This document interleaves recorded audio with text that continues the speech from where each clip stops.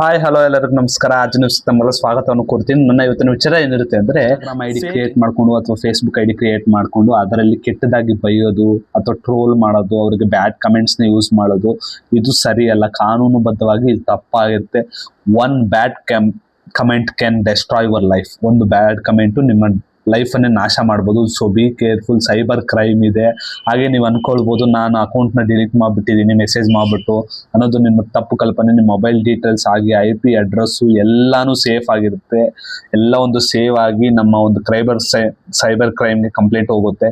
So be careful. IT act 67 ಏನ್ ಹೇಳುತ್ತೆ ಅಂದ್ರೆ, ನಿಮ್ಗೆ ಯಾರಾದ್ರೂ ಬ್ಯಾಡ್ ಕಮೆಂಟ್ಸ್ ನ ಹಾಕಿದಾಗ, ಹಾಗೆ ಆನ್ಲೈನ್ ಅಬ್ಯೂಸ್ ಮಾಡಿದಾಗ ನಿಮ್ಗೆ 5 ವರ್ಷಗಳ ಕಾಲ ಶಿಕ್ಷೆ ಇರುತ್ತೆ.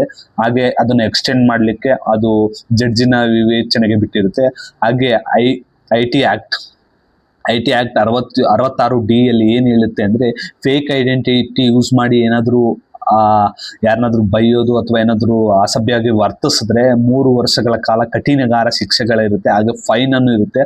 ಹಾಗೆ ಮುಂದೆ ಏನ್ ಮಾಡ್ಬೋದು ಅಂದ್ರೆ, ನೀವು ಅವ್ರ ಮೇಲೆ ಒಂದು ಡೆಫರ್ಮೇಶನ್ ಅಂಡರ್ ಸೆಕ್ಷನ್ 356 BNS ಅಡಿಯಲ್ಲಿ ನೀವು ಒಂದು ಅವ್ರಿಗೆ ಆನ್ಲೈನ್ ರೆಪ್ಯುಟೇಷನ್ ನಮ್ಮ ಹಾಳಾಗಿದೆ ಅಂತ ಒಂದು ಡೆಫರ್ಮೇಶನ್ ಹಾಕಿದ್ರೆ ಖಂಡಿತ ಅದಕ್ಕೆ ಶಿಕ್ಷೆ ಆಗುತ್ತೆ. ಸೊ ಆನ್ಲೈನ್ ಅಲ್ಲಿ ಕೆಟ್ಟದಾಗಿ ಮೆಸೇಜ್ ಮಾಡಿ, ಕೆಟ್ಟದಾಗಿ ಏನಾದ್ರೂ ಒಂದು ಬ್ಯಾಡ್ ಕಮೆಂಟ್ ನ ಹಾಕೋರು ಎಚ್ಚರವಾಗಿದೆ ಅಂತ ಹೇಳ್ತೀನಿ. ಈಗ ಒಂದು ವಿಡಿಯೋ ಎಲ್ಲರಿಗೂ ತಲುಪಿಸಿ ಅಂತ ಹೇಳ್ತೀನಿ. ಜೈ ಹಿಂದ್, ಜೈ ಕರ್ನಾಟಕ. ಮತ್ತೆ ಥ್ಯಾಂಕ್ ಯು. ಮುಂದಿನ ವಿಡಿಯೋಗಳಲ್ಲಿ ಸಿಗ್ತೀನಿ.